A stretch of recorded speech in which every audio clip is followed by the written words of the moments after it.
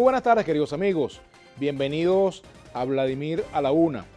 Antes de presentar a nuestro invitado, Luis Vicente León, presidente de Data Analysis, quiero hacer un breve comentario sobre mi padre. Hoy se cumplen 100 años del nacimiento de este señor que está aquí, Cruz Villegas, dirigente sindical venezolano, fue presidente de la Central Unitaria de Trabajadores de Venezuela, fue dirigente campesino, fue preso durante la dictadura de Marcos Pérez Jiménez, también estuvo preso durante los primeros años de la democracia venezolana por sus ideas políticas. Hoy, bueno, le estamos rindiendo homenaje con motivo del centenario de su nacimiento, todos sus descendientes, sus hijos, nietos, bisnietos, sus sobrinos, porque bueno, para nosotros representó una referencia muy importante, independientemente de la ideología y del pensamiento político que tiene cada quien hoy. Queremos recordar pues especialmente a nuestro padre Cruz Villegas en el centenario de su nacimiento. Bueno, saludamos a Luis Vicente León. Hola, ¿cómo estás? Luis Vicente, gracias por venir al programa. Vale, siempre encantado. De verdad un placer tenerte por aquí porque hay muchos temas y por supuesto el tema constituyente es fundamental en el análisis.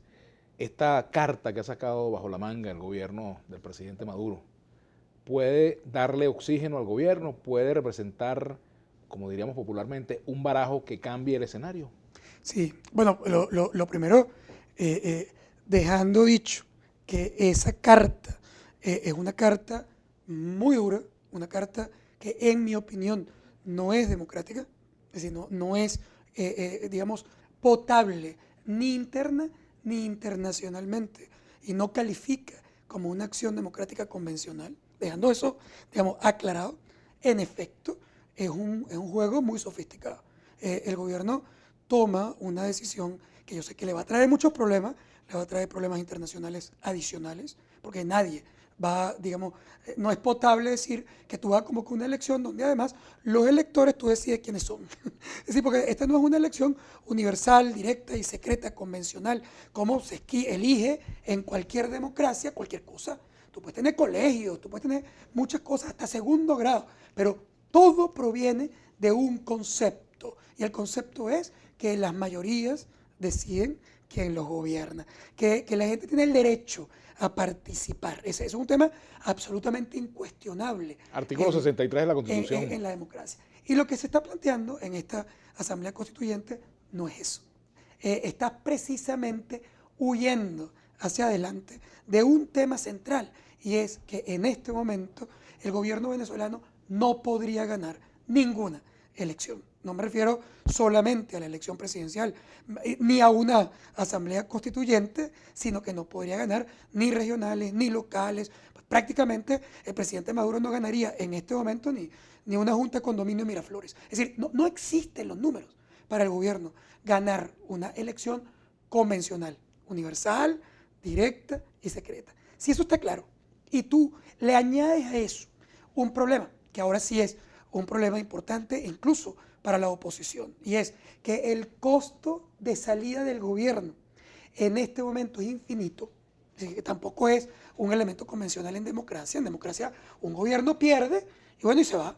Y sigue participando en la política y tiene opciones a futuro y sus líderes están ahí y se va el presidente, pero no se van todos los magistrados ni se van todos los miembros de las instituciones. Es decir, eso no pasa normalmente en democracia, pero eso sí pasaría en Venezuela si el presidente Maduro pierde una elección. Es decir, el costo de salida del gobierno por la relación polarizante que existe hoy en Venezuela es un costo infinito. Pero y en una negociación política, claro, Luis Vicente, pudiera cambiar esa afirmación. Claro, no necesariamente tendría que ser así. Eso podría cambiar en una negociación y por eso la negociación va a ser el elemento central que pueda garantizar un cambio en paz, en equilibrio a futuro en Venezuela. Podría decirse, Luis Vicente, en concordancia con lo que tú estás señalando, que la constituyente, en los términos en los cuales se está anunciando hasta ahora, pues, sin conocer a esta hora por lo menos el contenido total del decreto, esa constituyente podría ser un tapón a una salida negociada a la situación política. Absolutamente. A ver, esto cambia el juego y cambia la vía por la que el gobierno quiere llevar ese proceso. Primero, porque, y voy a regresar al tema de la negociación, porque me parece que es muy importante para no generar confusiones. Pero primero, con la constituyente, ¿qué hace el gobierno? Al darse cuenta que él no puede ganar una elección y que si pierde una elección, su costo de salida es infinito. Y que podrían ir, como dicen los españoles, a por él. Y que eso tampoco es algo que a mí me parece adecuado, porque conviertes un kamikaze y haces que sea imposible realmente una solución que no sea una solución violenta, que además también es inestable en el tiempo. Si el gobierno ata esas dos cosas, ¿qué es lo que está diciendo? Bueno, mi peor enemigo es la Constitución liberal y democrática que se diseñó y escribió en Venezuela y votó en Venezuela en 1999, donde por cierto tú eres copartícipe de esa redacción. Esa Constitución hoy es el peor enemigo del presidente Maduro y el peor enemigo de la revolución. ¿Por qué? Porque esa Constitución te obliga a ir a una elección, porque esa Constitución te obliga a medirte universal, directa y secretamente, y obliga además a que gobierne quien tiene la mayoría en Venezuela. ¿Qué es lo que está diciendo la revolución? La revolución le está diciendo a todo, a interno y externamente, mira, ¿sabe cómo es la cosa? Yo sé que no soy mayoría y por eso no me mido, pero sabiendo que no soy mayoría, de todas maneras no voy a entregar.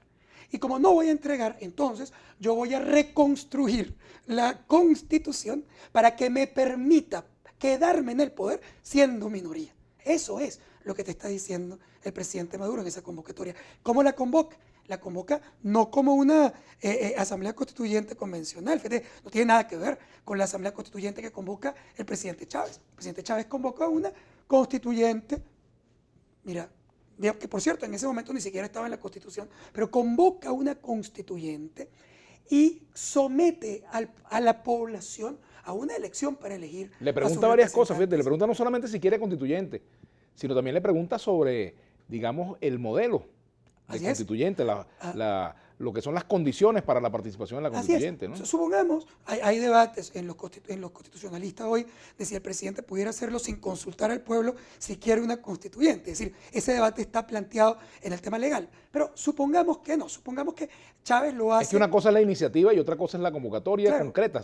Hay terreno para los juristas, para los constitucionalistas. Exactamente. Pero supongamos que Chávez lo hace porque en aquel momento eso no estaba en la Constitución y que Maduro dice, pero ahora sí está. Y dice quién lo convoca. Y lo convoco yo. O lo convoca la Asamblea. Es decir, yo tengo el poder de convocarlo. Supongamos que lo tiene. Vamos a eliminar el debate de si tiene o no el poder de convocarlo. Los que no tienen el poder de cambiar la forma como se eligen los constitucionalistas o los constituyentes que van básicamente a redactar, a proponerle a la población una constitución nueva. Y lo segundo es que una vez redactada esa constitución tendrías que ir teóricamente a un referéndum aprobatorio, tal cual como fue la constitución anterior, para que el pueblo diga si le gusta o no le gusta. A ver, ¿qué es lo que estamos viendo aquí? Todavía sin leer el decreto.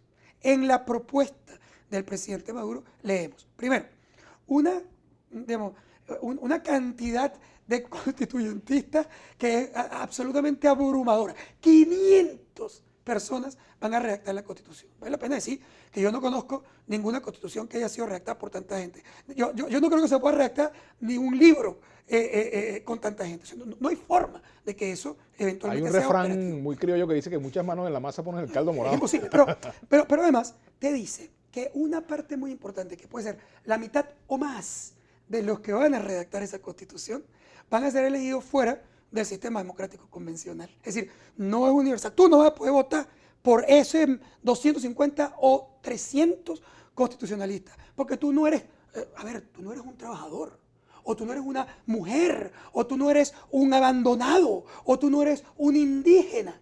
Entonces, solo esos grupos básicos van a tener la posibilidad de elegir nada más y nada menos que la mitad de los constituyentistas. Es decir, es un absurdo total que además sesga la elección. Vamos a hacer una pausa. Al regreso continuaremos conversando con Luis Vicente León sobre este asunto y los caminos que le quedan a la oposición frente a esta situación. ¿Cuáles son las alternativas? ¿Participar o no participar? Vamos a regresar para hablar de estos temas. Ya venimos con Luis Vicente León. Bueno, y continuamos con Luis Vicente León, presidente de Datanálisis. Luis Vicente, ¿qué le queda a la oposición frente a esta decisión del Ejecutivo de impulsar una constituyente bajo estas características? Mucha gente quiere asociar este momento al 2005, cuando la oposición se retiró de las elecciones parlamentarias. ¿Se puede establecer un paralelismo entre ambas situaciones? Bueno, primero no son situaciones paralelas porque en aquellas elecciones era una elección constitucional, con todos los vaivenes que tú quieras y con todos los problemas, era una elección universal, directa, secreta. Digamos, tú te retirabas porque no te gustaba el mecanismo o la forma, etc. Y eso, en mi opinión, era un error. Pero aquí el tema es distinto. Porque, de nuevo, a ti no te están convocando a una elección donde el pueblo mayoritario de Venezuela va a decidir cuál es su constitución. Te están convocando a un evento donde una parte fundamental de esa elección va a ser elegida por unos gallos tapados, que además los controla el gobierno y que le garanticen de alguna manera que él pueda controlar la mayoría de la Asamblea Constituyente. Entre otras cosas, porque si no, no iría a esa asamblea. Recuérdate que si el gobierno fuera una asamblea constituyente y tuviera la más mínima posibilidad de perderla, esa misma asamblea constituyente al día siguiente podría sacar al presidente Maduro. Porque automáticamente la asamblea está por encima, claro, de todos los poderes constituidos. De hecho, el mismo presidente Chávez salió del poder durante el momento de la asamblea constituyente. Por lo tanto, el riesgo de que el gobierno vaya a una elección, sabiendo que el país tiene casi 75% en contra.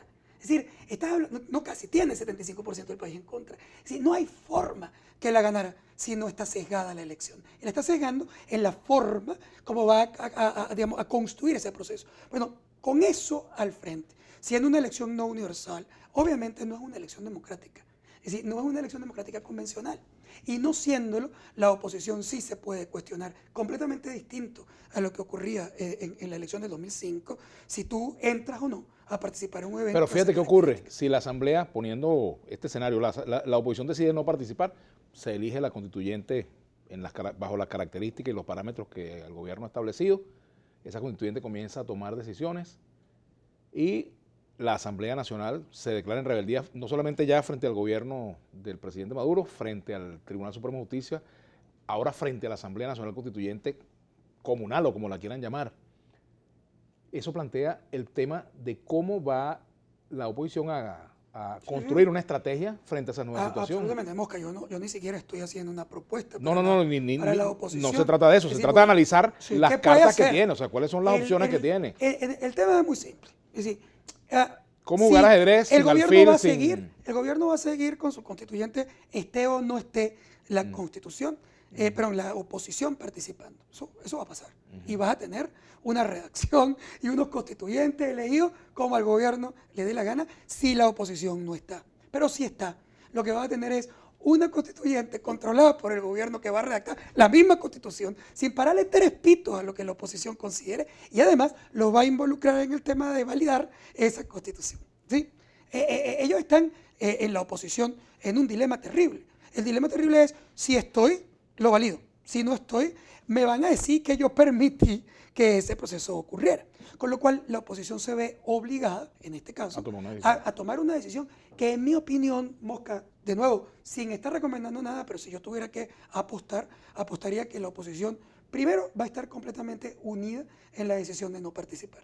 Yo no me imagino hoy a ningún líder político, ningún partido político relevante de la oposición, a pesar de las fracturas muy importantes que la oposición sí tiene, es decir, a pesar de eso, esto la unifica automáticamente. Nadie va a participar en una elección circense, que es lo que realmente la están invitando a participar. Por lo tanto, la oposición ahora va a decidir cómo enfrentar un intento de la construcción ilegal de una nueva constitución, de la destrucción de la constitución liberal y democrática de Venezuela por parte del gobierno, controlando básicamente las instituciones. Esa va a ser la lucha. ¿Y esa lucha cómo es? Bueno, ya la oposición ha cantado de alguna manera cómo cree que va a tener que hacerla. Seguir en calle, protestar, declararse en rebeldía a ese evento y rebeldía a las instituciones que están intentando eventualmente llevarlo adelante, y ahí tendrá que ver si tiene o no la fuerza de consolidar ese intento, porque tú puedes intentar hacerlo, llamar a la gente a la calle, bloquear, generar ingobernabilidad, o puedes más bien agotar a la población y irte, disminuyendo en el tiempo y dar pie a una cosa terrible que puede pasar. Mosca, no es que la oposición lo esté buscando, sino que es resultado natural de ¿qué? Del bloqueo del gobierno a ninguna salida constitucional y legal. Es decir, lo que puede ocurrir es que se quede en Venezuela grupos más pequeños, más focalizados, armados, que terminan siendo lo que América Latina ha tenido en toda su historia. De lado y lado. Guerrillas, paramilitares y focos de violencia con los que vamos a convivir en el largo plazo. Yo regreso al punto de la negociación, que no quiero dejar en el tintero. Obviamente que la solución de este problema tenía y tiene que pasar por una negociación política. Yo no me refiero al diálogo, incluso al diálogo que plantea el Papa en su comunicación. Yo me refiero a una negociación política. ¿Y significa qué? No es sentarme a hablar contigo, porque la verdad que diálogo siempre hay, y es importantísimo que haya. Pero lo importante aquí es cómo vamos a ponernos de acuerdo para resolver el problema y cuáles son los acuerdos concretos que cada quien va a cumplir. Pero para eso...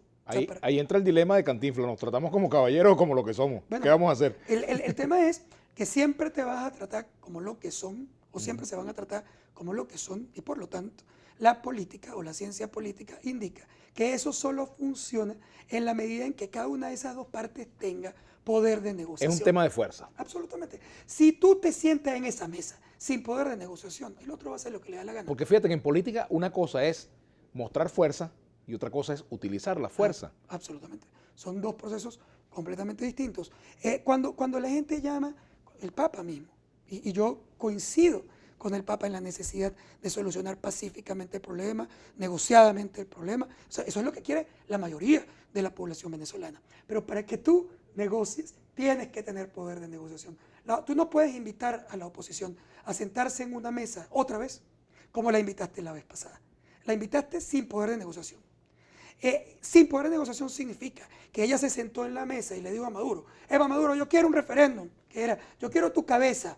¿Ok? ¿Qué es lo que tú ibas a hacer? ¿Qué es lo que tú tienes en la mano para obligar al otro que hiciera algo? No tenías nada. Y lo poco que habías tenido, más bien lo abandonaste para sentarte en la mesa de negociación. Eso no puede pasar ahora. Y por lo tanto, cuando el Papa dice en su comunicación que es que la oposición no está unida, eso es verdad. Claro que no está unida. Y cuando dice que no aceptó... No está unida frente al diálogo. Claro. Bueno. No está unida frente al diálogo, pero ahora sí va a estar unida frente a qué? Al hecho concreto de que es inaceptable una asamblea constituyente que no está elegida por el pueblo, que está elegida por los sectores sesgados del chavismo y que van a escribir una constitución a la medida. Y puede ocurrir que quien de la oposición decida sentarse unilateralmente se incinera. Totalmente. Aquí el gobierno busca 4 cosas, o 5, pero 4 muy importantes. Con eso, la primera, canalizar la energía y decir que él sí está convocando una elección. Ese es el primer elemento. Yo estoy convocando una elección constituyente. ¿Quién puede decir que eso no es democrático? Bueno, yo te puedo decir que no es democrático si no lo elige la población mayoritaria, universal, directa y secretamente. Todo lo demás no es democracia. Lo segundo, básicamente, es que automáticamente ese poder constituyente queda por encima de los poderes constituidos. Por lo tanto, la Asamblea Nacional queda despachada por esa Asamblea Constituyente que va a elegir el gobierno. Participe o no participe la oposición, lo va a elegir como le dé la gana.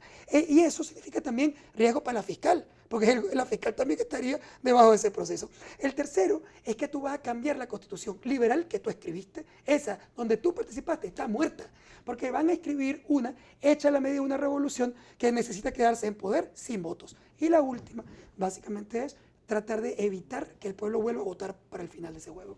Bueno, tenemos que hacer una pausa. Ya venimos con Luis Vicente León. Nuestra etiqueta, Luis Vicente a la Una, para sus opiniones y comentarios. Ya regresamos.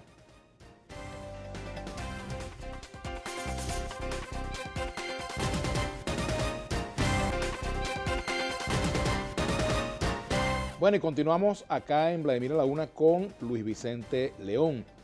Este tema de la convocatoria de la Asamblea Nacional Constituyente también trae otro paquetico adicional. Y es el que el año pasado el Consejo Nacional Electoral argumentó que no hubo elecciones regionales porque la oposición concentró la atención del ente comicial en la convocatoria del referéndum revocatorio. La salsa que es buena para la elección regional, o mejor dicho, para el referéndum, es buena para la constituyente. Sin duda.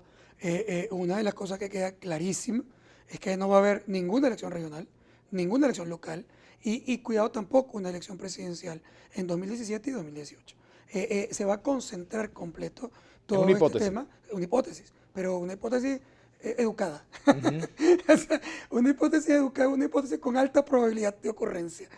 No puede haber una elección ahorita. De entrada, ¿qué va a elegir? Si no sabe qué es lo que la Constitución va a decir. La ¿Cómo va a constituyente, exacto. reestructurar el Estado? ¿Cuántos años van a durar esos actores que vas a elegir? O sea, tú no vas a elegir ahorita para que luego se cambien los periodos de los gobernadores o que se cambie el periodo del presidente, o no lo puede hacer la Asamblea Puede Constituyente. extenderlo, puede Tú reducirlo. lo puedes reducir, lo puedes extender. Es más, también puede cambiar la forma como se va a elegir ese presidente. Si ya la Asamblea Constituyente va a ser elegida por colegios especiales que no tienen nada que ver con la mayoría como nosotros la conocemos, ¿por qué no van a decir eso en la Constitución también para elegir el presidente de la República? Es decir, no sabes qué es lo que va a decir esa Constitución, que además está, en mi opinión, sesgada por cómo se va a elegir. Por lo tanto, tú no puedes convocar esa elección hasta que eso no esté claro. Y el otro gran debate va a ser si va a haber un referéndum aprobatorio o no. Debería ser. Bueno, si eso fuera así, el gobierno tampoco lo podría ganar, porque tendría minoría clara y contundente el país en contra de ese proceso. Pero no está tan claro, Vladimir, porque en la Constitución no es explícito. Hoy, en esos 3 artículos que hablan de la Asamblea Constituyente, no está explícito que tú tienes que ir a un referéndum aprobatorio. Una pregunta un poco delicada. Mosca, que no esté explícito no significa que no es legal, que no es democrático, que no debería ser, que no esté en la historia, que es lo lógico. Esa es otra historia. Pero no está explícito. Una constituyente bajo estas condiciones puede alentar situaciones que coloquen la gobernabilidad más en peligro Sí. de lo que estamos. Así como el gobierno juega una pieza muy sofisticada para ganar tiempo, terrenos, e incluso para poder cambiar la Constitución y adaptarla a lo que él necesita, eso es verdad. Pero por otro lado, también es un riesgo gigante para el propio gobierno. Porque al final, si yo soy sincero, yo creo que para la oposición iba a ser muy difícil sostener la lucha permanente en calle, oye, con bombas lacrimógenas que no te dejan pasar para ningún lado, y eso poco a poco iba a ir desgastando. Hoy, esta convocatoria a la Asamblea Constituyente Le da combustible le a da la oposición. completamente, le da combustible, le da oxígeno y le da también mayor fuerza a los grupos radicales dentro de la oposición. Ajá, y frente a este fenómeno de una convocatoria de la Asamblea Nacional Constituyente bajo estas características, ¿qué pasa en el chavismo? Que también es un tema interesante analizar, Bueno, Vicente. es que, buena pregunta, porque en realidad uno no oye al chavismo disidente. No lo oyes porque normalmente, o porque lo lavan adentro, o porque no se atreven, porque tienen miedo, porque obviamente la acción usual del gobierno chavista contra un disidente chavista es incluso peor que contra un opositor. Esa ha sido más o menos la historia de este juego. Aquello de que no hay peor cuña que la del mismo palo. Exactamente. Entonces uno no está claro, pero la verdad, yo no me puedo creer. O sea, la verdad, estoy siendo absolutamente sincero. Yo no me puedo creer que en un grupo chavista, donde forma parte gente de izquierda tradicional, de toda la historia, que están además de izquierda, pero una izquierda democrática, que ha luchado toda su vida por la democracia, por los derechos de las minorías, sea capaz de aprobar que el gobierno venezolano elija una asamblea constituyente, escogiendo él quién va a votar por eso. Es decir, yo no me imagino a un actor, a un líder serio de izquierda haciendo eso. Por lo tanto, yo me imagino que tienen que haber muchas fracturas hacia el interior del chavismo, porque en el chavismo tiene que haber mucha gente institucional, seria y democrática. Bueno, pero fíjate que en el año 2007, Luis Vicente, ya que tocas ese tema, yo pasé por el trance de decidir qué hacer. Yo era viceministro de Relaciones Exteriores, era vicecanciller del actual presidente, de Nicolás Maduro, mi compañero de liceo. Y en aquel momento yo tomé la decisión de renunciar al gobierno, de decir públicamente que no estaba de acuerdo con la reforma y salí del gobierno en aquel momento, ¿no? Del chavismo salí un poco después, pero del gobierno salí en ese momento. Y es una decisión que cada quien debe tomar. Absolutamente. ¿Pueden esperarse situaciones similares? Es lo normal. Además, una fuerza tan grande y tan vieja, ya con tantos años en poder, tiene fracciones internas. No hay forma de que tú no tengas divisiones internas, así como hemos dicho muchas veces. Y al Papa, quizás el Papa tiene toda la razón cuando dice que la oposición es dividida y que es difícil negociar. Lo que pasa es que al Papa le faltó, el detalle que faltaba en la carta del Papa es el otro lado. Al Papa le faltó decir que es verdad que la oposición no quiso al final del día volver a una mesa, pero le faltó decir por qué. Le faltó decir que cuando fue a la primera mesa, el Papa ni la Iglesia eran, digamos, suficientemente fuertes para obligar al gobierno a cumplir los compromisos que ahí adquirió, y no cumplió ninguno. Eso no está en la carta del Papa. Es decir, creo que es una omisión que vale la pena que el Papa agregue a una nueva carta que también va a ser necesaria. Pero eso te lleva al otro nivel. Las revoluciones normalmente no salen porque hay una gran crisis económica. Eso no es verdad. No hay una correlación directa. Hay revoluciones o autocracias que han salido del poder en la mitad de una gran bonanza. De hecho, Pérez Jiménez salió en una gran bonanza, ahora que estaba hablando de tu papá y su lucha en esa dictadura. Salió en una bonanza, no salió por una crisis económica. Tampoco, básicamente, porque la salió oposición... por el agotamiento de un modelo. Porque la oposición básicamente hizo todo el trabajo. Salió por una mezcla de factores. Salen, primero, porque hay liderazgo. Hay un liderazgo concreto que enamora y genera esperanzas en la masa. Y eso es lo que la oposición todavía no tiene. Pero lo segundo es por una implosión. O sea, las revoluciones tienen más peligro en las fracturas internas que en la oposición. Porque obviamente empieza a pasar esto. Llega un momento, no solamente en el chavismo convencional, en la izquierda, en el sector militar, etcétera, donde tú empiezas a decir, ¿hasta dónde puedo llegar yo? Vimos en las declaraciones de la fiscal un adelanto de un reconocimiento de que no se puede llegar a infinito. A partir de esta iniciativa constituyente, te dejo esta pregunta, Luis Vicente, para ir a la pausa. ¿Podríamos comenzar a hablar de la constitución chavista, de la constitución madurista, o del proyecto político chavista y del proyecto político madurista, o el proyecto madurista es la continuación del proyecto chavista? Y otro asunto que creo que es importante evaluar, ese anuncio del presidente de que toda esta decisión de convocar la constituyente fue consultado con el alto mando militar, las lecturas de estas dos cosas. Ya venimos.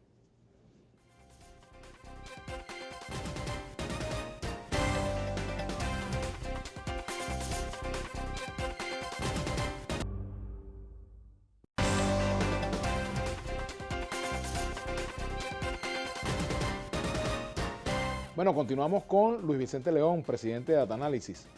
Dos comentarios que dejé pendientes. Uno, sobre la situación que se da una vez que el presidente convoca y dice que fue consultada esta decisión con el ministro de la Defensa, con el alto mando militar. Me gustaría entrar con la lectura de este aspecto, ¿no? Yo creo que es perfectamente normal. Estás hablando de una convocatoria a Asamblea Nacional Constituyente que cambia las bases de la nación. Y es un gobierno que tiene una vinculación evidente, obvia, con el sector militar, una vinculación incluso más fuerte que la que tenía el propio presidente Chávez. Incluso Chávez hubiera convocado también al alto mando para una consulta sobre estos procesos. Pero en la práctica, ¿qué nos está diciendo? Nos está diciendo que esta es digamos, que esto es un modelo no cívico-militar, sino incluso militar-cívico, que la participación del sector militar es fundamental y que él te está presentando digamos, su as que garantiza su permanencia en el poder, que va más allá de si eres mayoría o no eres mayoría, sino si el sector militar está o no está conmigo. Eso es un poco lo que el presidente Maduro le quiere mandar como mensaje al país y a la oposición. Bueno, creo que si nosotros chequeamos la relación que existía entre Chávez y el sector militar, y entre el sector militar y Maduro, es una relación distinta. La relación de Chávez con el sector militar era una relación de dependencia del sector militar a Chávez. Hoy hay una relación de dependencia al revés. El presidente Maduro depende mucho más del sector militar que lo que dependía el presidente Chávez. Porque el presidente Chávez dependía de su popularidad, que era estelar. El presidente Maduro no tiene popularidad. Hay un tema interesante también, antes de entrar en el segundo punto, y es el hecho de que aquella constituyente convocada por Chávez se da en el momento de mayor popularidad, en el momento de mayor esperanza, de mayor activación en torno a una figura como lo fue en el año 1998, cuando el presidente Chávez gana la elección, pues se juramenta, en 1999 arranca el proyecto constituyente, comenzando Chávez su gobierno. Absolutamente, pero además el objetivo del presidente Chávez era distinto. Chávez no hace una constituyente para preservar el poder en ese momento, él no lo necesitaba. Acababa de ganar, tenía, digamos, 5 años al frente y era obvio que iba a controlar las instituciones poco a poco. O sea, el presidente Chávez convoca a esa constituyente siendo súper popular, la podía ganar y quería refundar su república. Ese era su objetivo. El objetivo del presidente Maduro, bueno, tienen unas cosas en común, pero es preservar el poder, porque no puede preservar el poder después de diciembre del 2018 si no cambia la constitución, porque no hay forma que gane la elección que exige esa constitución. Es decir, ahí está el elemento central. Maduro, la revolución está en riesgo desde el punto de vista electoral. La Constitución lo que dice es que si tú no eres mayoría, y lo más probable es que no lo seas el año que viene, como no lo eres hoy, tú no te puedes quedar en el poder. Y la revolución lo que está diciendo es, yo no me voy a ir del poder, no importa si yo soy minoría. Pero para hacer eso articuladamente, necesito cambiar la Constitución. Entonces, el objetivo es completamente distinto al que tenía Chávez. Ahora, Mosca, tampoco es que el presidente Chávez era un demócrata puro que no hubiera estado en capacidad en algún momento, si hoy estuviera vivo, de ir a la búsqueda de una democracia, ellos la llaman democracia directa. La democracia directa es más o menos regresar a Atenas y que tú le preguntes a la gente en su barrio si él quiere o no ese presidente. ¿Para qué vamos a contarnos todos? Sobre todo si voy a perder. O sea, vamos a preguntarte a ti, en la redoma donde yo no, a bombas lacrimógenas, no voy a dejar que entre la oposición el día que te vas a contar. Entonces, ahí, en ese sistema, o lo voy a hacer en un comité de mujeres a las que yo domino porque les doy plata para que puedan vivir. Entonces, a esas sí van a elegir un constituyentista. Bueno, digamos, ¿qué estás haciendo? Estás básicamente pateando completamente la democracia. Pero eso no es solo en Venezuela. La democracia directa es una excusa aquí y en todo el mundo para evitar la democracia participativa, que es sin duda, la democracia representativa, que es sin duda la forma como el mundo ha logrado resolver los problemas de la democracia. También te preguntaba, Luis Vicente, si lo que estamos viendo es un proyecto madurista o es la continuación del proyecto chavista por otros medios o por medios parecidos. Yo creo que sigue siendo, en verdad, la propuesta original de concentración de poder, de una revolución que arranca siendo popular, pero que no está dispuesta a ceder, incluso si no lo es. Eso lo dijo muchas veces el presidente Chávez, no es la primera vez que nosotros lo oímos en Venezuela, es materializar ese proceso. Quizá uno pudiera, digamos, cuestionar al presidente Maduro diciendo que él está violentando el legado de Chávez cuando, digamos, tira al piso la Constitución que Chávez, digamos, de alguna manera promovió. Sí, la está tirando al piso, esa Constitución liberal, democrática, que le consulta al pueblo mayoritario, la están tirando al piso.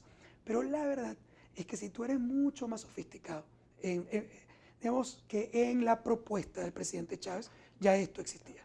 Existía este cuento de la democracia directa y representativa, no representativa, sino que en grupos, en clústeres, que no es más nuevo que el sustituto imperfecto de una democracia donde tú no eres mayoría. Los ciudadanos que han en este momento manifestado su descontento frente al gobierno, ciudadanos que a lo mejor votaron por Chávez ayer y que incluso a lo mejor votaron por Maduro también. ¿Cómo ven esos ciudadanos o cómo pueden ver esos ciudadanos este paso de Maduro? ¿Puede en alguna medida este paso que está dando Maduro reencontrarlo con sectores del chavismo descontentos? Bueno, eso lo vamos a medir. En este momento, por supuesto, no tenemos información dura de encuestas que nos permitan entender primero si la gente aprueba o apoya esa propuesta del presidente. Dudo que sea mayoritario porque siendo el presidente tan mal evaluado, digamos que normalmente eso sesga cualquiera de las propuestas que vengan de él. Y el nivel de confianza de la población en el presidente Maduro es muy, muy bajo. Incluso menos que el nivel de aprobación. Hay alguna gente que todavía la aprueba por el legado de Chávez, pero que no tiene confianza en el presidente Maduro. Por lo tanto, yo dificulto mucho, es una hipótesis de arranque, que la gente, digamos, compre la idea mayoritaria de una asamblea constituyente. Pero lo que también es verdad es que la gente no entiende mucho qué es esto. Es decir, nosotros estamos aquí hablando porque tú eres un constituyentista, porque mi trabajo es analizar la política, porque converso con los abogados, con los politólogos, porque estamos en esto. Pero si tú le preguntas no sé, Jubilasis en el barrio 5 de Julio, en Petare, o no sé, María, en un barrio en el Zulia. Lo más probable primero es que ella no tenga ni la más remota idea que es una asamblea constituyente. Segundo, que cuando hablen de una elección, ella entiende que están convocando una elección y no entiende que los pedacitos esos, que son más de la mitad, la letra chiquita, que la más de la mitad de los constituyentistas, no lo va a elegir ella, sino que lo va a elegir alguien que el gobierno en verdad decide quién es, o que bloquea quién es, o que estimula o que compra quién es. Es decir, eso no lo entiende ella. Y por lo tanto, mire, si tú lo ves en el Twitter, yo lo vi, digamos, clarito. La gente decía, bueno, pero bueno, si viene una constituyente les vamos a ganar, porque nosotros somos mayoría. ¿Por qué? ¿Por qué no hacerla entonces si vamos a tener los constituyentes? Bueno, muy simple, porque no la vas a ganar, no porque no eres mayoría, sino porque la forma como se va a elegir no te permite que la mayoría elija. Fíjate que también el gobierno, a través de los medios del Estado, ha venido citando tweets y declaraciones de dirigentes de la oposición que hablaban no más ayer de la necesidad de convocar una Asamblea Nacional Constituyente y que hoy rechazan el proyecto que presenta o la manera como se ha anunciado esta iniciativa. Claro, están todas esas letras pequeñas que tú señalas, ¿verdad? Eso me gustaría comentarlo al regreso para la parte final de esta conversación contigo, Luis Vicente. Luis Vicente León, ya venimos.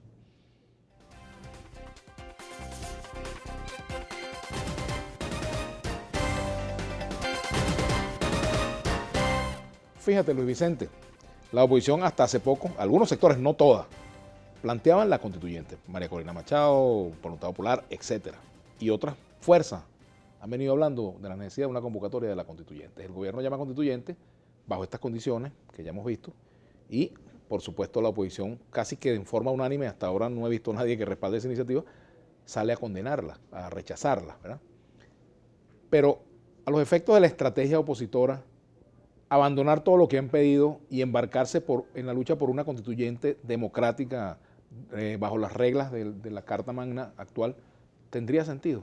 Mira, ¿O sería caer en el juego del gobierno? Hay como varios niveles, ¿no? El primero es que más allá de que una parte de la oposición esté enamorada de la idea de una asamblea constituyente, sigue enamorada de una asamblea constituyente para refundar el país. Yo, en la verdad, creo que el problema en Venezuela no es la constitución. Esa constitución es una constitución liberal, democrática, pues todo será perfectible, pero yo no creo que el problema de Venezuela es ninguna constitución. Es el incumplimiento de la constitución. Yo digo que buena parte de ella tiene el papel, se lo fue puesto. Es el incumplimiento de esa constitución. Por tanto, yo la verdad no creo que el tema se trata de redactar otra constitución que al final de cuentas tampoco sea cumplida.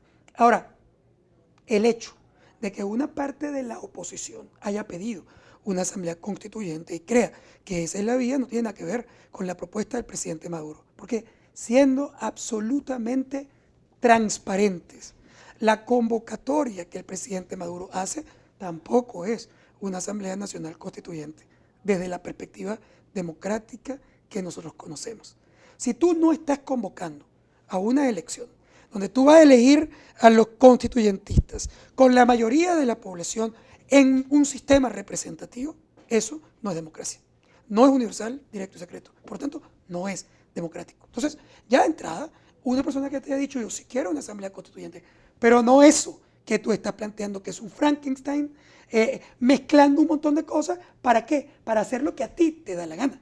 Porque eso no es una asamblea constituyente, eso en realidad es un mecanismo a través del cual tú vas a redactar la constitución que a ti te da la gana y la vas a esconder debajo de la idea de una elección que tú controlaste. Bueno, por supuesto que nadie en la oposición puede estar de acuerdo con eso. Y mosca, no solamente en la oposición, yo diría que mucha gente decente dentro del chavismo tampoco. El espacio de lucha institucional que le queda a la oposición en medio de este cuadro, ¿cuál es? Bueno, la verdad es que es una posición bien dura y bien difícil, porque lo que yo creo que viene ahora es una oposición que definitivamente le cerraste todas las puertas, no, matas cualquier diálogo o negociación, ya era difícil y ahora es prácticamente imposible, las rincones y ahora la oposición tiene que luchar, pero luchar por sus derechos. Luchar aquí significa protestar, significa buscar los mecanismos, incluso irreverentes, para garantizar que el gobierno esté obligado a repensar lo que está haciendo. Va a tener que estar en calle, si tú estás convocando como gobierno a la oposición a estar permanentemente en la calle. Bueno, a lo mejor no puede, a lo mejor se agota, a lo mejor el gobierno les gana. Eso puede pasar y podemos terminar en que el gobierno hace lo que le da la gana. Pero también podemos terminar en un país que comienza a darse cuenta de que lo están llevando por un nivel absolutamente inadecuado. Y ese casi 80% de los venezolanos comienza a protestar, pero no en una macromarcha épica, Miraflores, para sacar la Camaduro. Empieza a negarse a que hagan lo que les dé la gana en su trabajo, en la escuela, en el hospital, en el supermercado, en la calle, en el pueblo y en la ciudad. Y cuando comienza un país completo a pararse completo frente al poder para evitar que haga lo que le da la gana, entonces puede haber un nivel de ingobernabilidad que genere el poder de negociación necesario para ir a un cambio y una reinstitucionalización del país. Si eso llegara a ocurrir, ¿tú ves al gobierno del presidente Maduro retrocediendo, negociando, poniendo las cosas en blanco y negro para una salida, digamos, distinta en cuanto a lo que se está proponiendo actualmente? Cuando esas cosas pasan, tú no decides negociar. Estás obligado o a negociar o, bueno, a huir. Esa es la historia de estos procesos. Yo no estoy diciendo que va a pasar. Estoy diciendo que ese es uno de los escenarios y que la oposición, sin duda, intentará trabajar. Ni estás diciéndolo ni estás convocando a nada. Para nada. Para nada. Estoy describiendo lo que ha ocurrido a nivel internacional en todos estos procesos. Pero también en la historia venezolana hay, por ejemplo, referentes significativos de situaciones similares. Sí, claro. La revolución, por ejemplo, la caída del liberalismo amarillo. Absolutamente, hay mucho.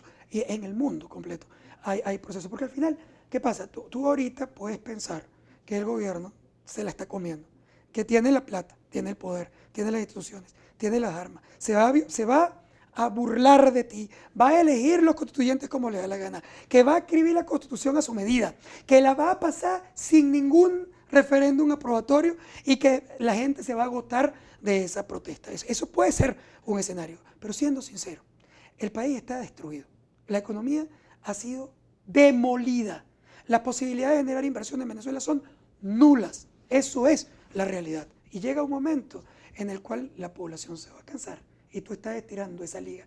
Tu gobierno está estirando la liga demasiado. Y entonces después no le eches la culpa al otro cuando la liga se rompa, porque eres tú el que la está provocando.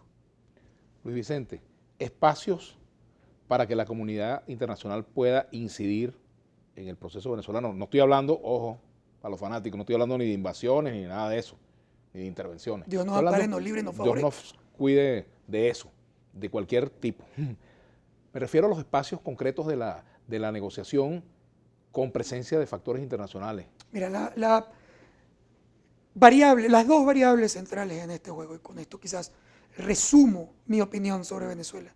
Para tú poder resolver el problema tienes que mirar dos cosas. Primero, el costo de que el gobierno haga lo que le dé la gana, impida una elección y reprima al pueblo. Si ese costo no es alto, va a hacer lo que le da la gana. Por lo tanto, la oposición tiene que elevar el costo de que el gobierno haga lo que quiere. Y la comunidad internacional le ayuda en elevar ese costo. Toda la oposición, las alianzas internacionales, la comunidad internacional, las organizaciones diciendo y exigiendo democracia, son elevar el costo, el ojo metido aquí para que tú no puedas hacer lo que te dé la gana o reprimir a quien quieras. Eso eleva ese costo. Ahora, la otra parte que le falta a la oposición es reducir el costo de salida del gobierno. Si no está dispuesta a una negociación futura que reduzca el costo de salida del gobierno, se va a enfrentar a un kamikaze y lo único que vamos a ver es violencia en Venezuela. Algo así como que te vamos a sacar la muela y no hay anestesia. Yo te quiero sacar la muela, pero también te voy a poner la anestesia.